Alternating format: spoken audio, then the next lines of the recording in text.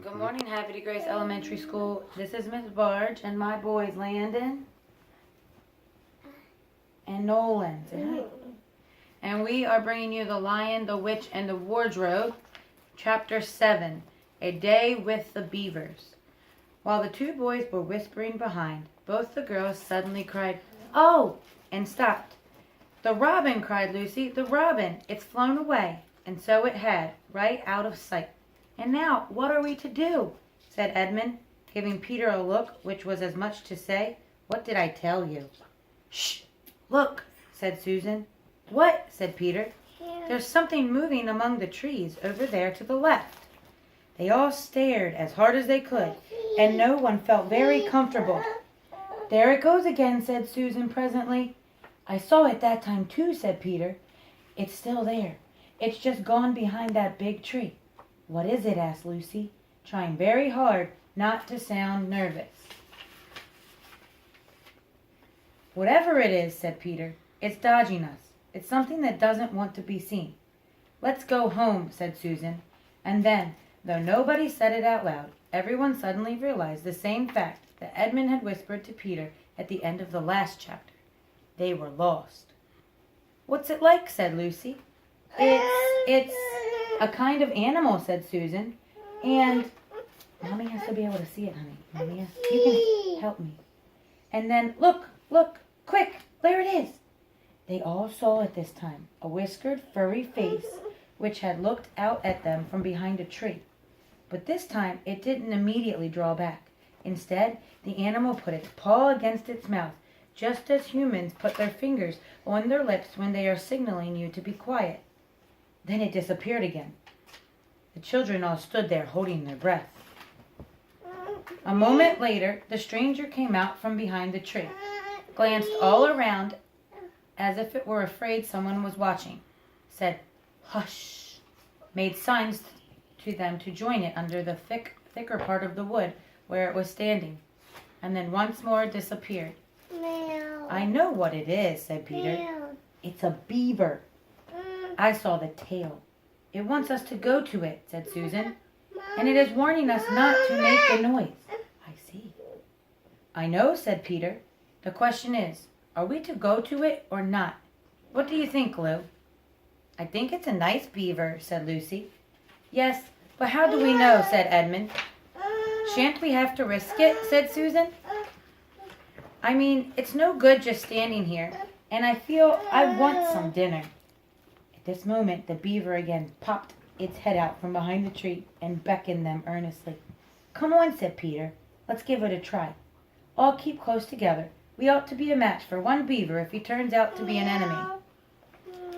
So the children all got close together and walked up to the tree, and in behind it, there sure enough they found the beaver. It still drew back, saying to them in a hoarse, throaty whisper, "Further in. Come further in. Right in here. We're not safe in the open." Only when it had led them into a dark spot where 4 trees grew so close together that their boughs met. The brown earth and pine needles could be seen underfoot because no snow had been able to fall there. It did begin to talk to them. Are you the sons of Adam and the daughters of Eve?" it said. "We're some of them," said Peter. "Shh," said the beaver. "Not so loud, please. We're not safe here." "Why? Who are you afraid of?" said Peter.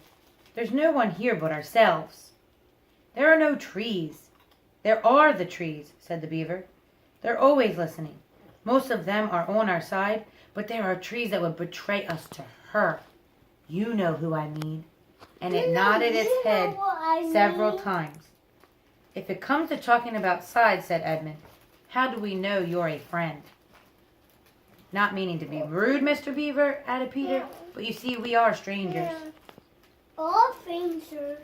Quite right, said the beaver. "Here is my token." Here's my token.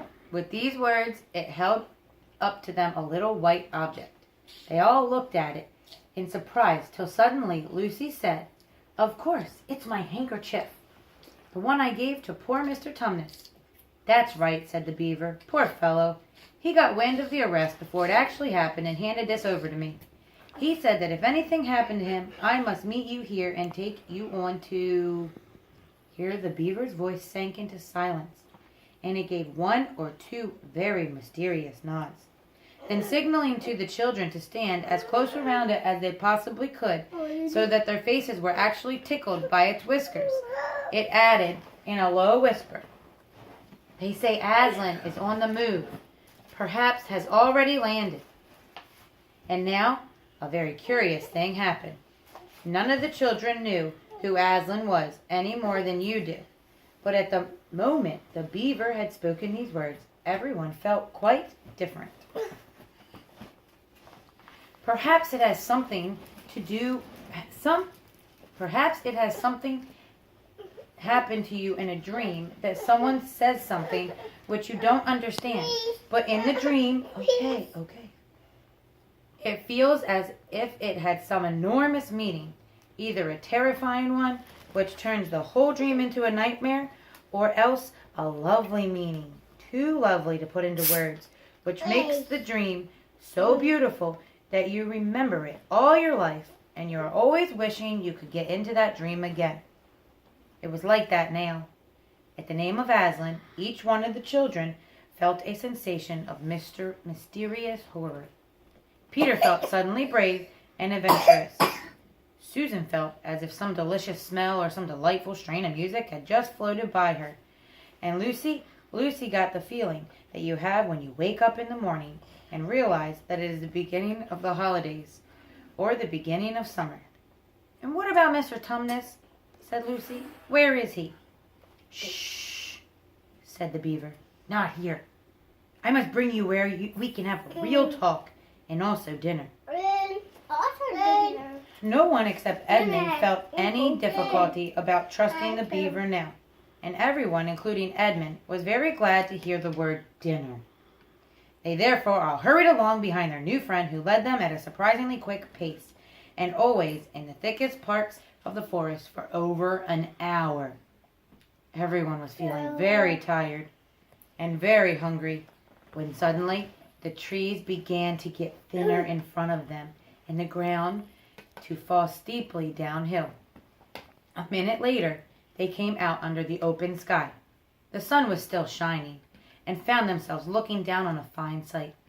They were standing on the edge of a steep, narrow valley, at the bottom of which ran, at least it would have been running if it hadn't been frozen, a fairly large river. Just below them, a dam had been built across this river, and when they saw it, everyone suddenly remembered that, of course, beavers are always making dams, and felt quite sure that Mr. Beaver had made this one. They also noticed that he now had a sort of modest expression on his face, the sort of look people have when you are visiting a garden they've made or reading a story they've written. So it was only common politeness when Susan said, "What a lovely dam." And Mr. Beaver didn't say hush. This time, he said merely a trifle, and it isn't really finished. Above the dam, there was what ought to have been a deep pool, but was now, of course, a level of floor of dark green ice. And below the dam, much lower down, was more ice. But instead of being smooth, this was all frozen into the foamy and wavy shapes in which the water had been rushing along at that very moment when the frost came. And where the water had been trickling over and spurting through the dam, there was now a glittering wall of icicles, as if the side of the dam had been covered all over with flowers and wreaths and festoons of the purest sugar. And out in the middle, and partly on top of the dam, was a funny little house, shaped rather like an enormous beehive, and from a hole in the roof, smoke was going up, so that when you saw it, especially if you were hungry, you at once thought of cooking, and became hungrier than you were before. That was what the others chiefly noticed, but Edmund noticed something else. A little lower, down the river, there was another small river, which came down another small valley to join it. And looking up at that valley, Edmund could see two small hills, and he was almost sure they were two hills, which the White Witch had pointed out to him when he parted from her at the lamp post that other day. And then, between them, he thought, must be her palace, only a mile off or less, and he thought about Turkish Delight, and about being a king. And I wonder how Peter will like that, he asked himself. And horrible ideas came into his head.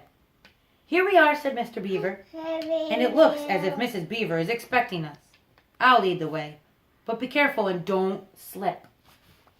The top of the dam was wide enough to walk on, though not for humans. A very nice place to walk because it was covered with ice, and though the frozen pool was level with it on one side, there was a nasty drop to the lower river on the other side. Along this route, Mr. Beaver led them in a single file right out to the middle line where they could look a long way up the river and a long way down it. And when they had reached the middle, they were at the door of the house. Here we are, Mrs. Beaver, said Mr. Beaver. I found them. Here are the sons and daughters of Adam and Eve. And they all went in. The first thing Lucy noticed as she went in was a burring sound, and the first thing she saw was a kind-looking old she-beaver sitting in the corner with a thread in her mouth, working busily at her sewing machine. And it was from it that the sound came. She stopped her work and got up as soon as the children came in. So you've come at last, she said, holding out both her wrinkled paws. At last! To think that ever I should live to see this day. The potatoes are on boiling and the kettle singing. And I dare say, Mr. Beaver, you'll get us some fish. That I will, said Mr. Beaver, and he went out of the house. Peter went with him, and across the ice of the deep pool to where he had a little hole in the ice, which he kept open every day with his hatchet. They took a pail with them. Mr. Beaver sat down quietly at the edge of the hole. He didn't seem to mind it being so chilly. He looked hard into it, then suddenly shot his paw. And before you could say Jack Robinson had whisked out a beautiful trout. Then he did it all over again until they had a fine catch of fish. Meanwhile, the girls were helping Mrs. Beaver to fill the kettle and lay the table and cut the bread and put the plates in the oven to heat and draw a huge jug of beer for Mr. Beaver from a barrel which stood in one corner of the house, and to put on the frying pan and get the dripping hot. Lucy thought the Beavers had a very snug little home, though it was not at all like Mr. Thomas's cave. There were no books or pictures, and instead of beds there were bunks, like on board ship, built into the wall. And there were hams and strings of onions hanging from the roof. And against the walls were gumboots and oilskins and hatchets and pairs of shears and spades and trowels and things for carrying mortar in and fishing rods and fishing nets and sacks. And the cloth on the table, though very clean, was very rough. Just as the frying pan was nicely hissing, Peter and Mr. Beaver came in with the fish which Mr. Beaver had already opened with his knife and cleaned out in the open air. You can think how good the new caught fish smelled while they were frying, and how the hungry children longed for them to be done, and how very much hungrier still they had become before Mr. Beaver said, "Now we're nearly ready." Susan drained the potatoes and then put them all back in the empty pot to dry on the side of the range while Lucy was helping Mrs. Beaver to dish up the trout, so that in a very few minutes everyone was drawing up their stools. It was all three-legged stools in the Beaver's house, except for Mrs. Beaver's own special rocking chair beside the fire. And they prepared to enjoy themselves. There was a jug of creamy milk for the children. Mr. Beaver stuck to beer, and a great big lump of deep yellow butter in the middle of the table, from which everyone took as much as he wanted to go with his potatoes. And all the children thought, and I agree with them, that there's nothing to beat good freshwater fish if you eat it when it has been alive half an hour ago and has come out of the pan half a minute ago. And when they had finished the fish, Mrs. Beaver brought unexpectedly out of the oven a great and gloriously sticky marmalade roll, steaming hot, and at the same time moved the kettle out of the fire so that when they had finished the marmalade roll, the tea was made and ready to be poured out. And when each person had got his or her cup of tea, each person shoved back his or her stool so as to be able to lean against the wall, and gave a long sigh of contentment. "And now," said Mr. Beaver, pushing away his empty beer mug and pulling up his cup of tea toward him, "if you'll just wait till I've got my pipe lit up and going nicely, why, now we can get to business. It's snowing again," he added, cocking his eye at the window. "That's all the better, because it means we shan't have any visitors, and if anyone should have been trying to follow you, why, he won't find any tracks." I won't care. That is the end of chapter 7.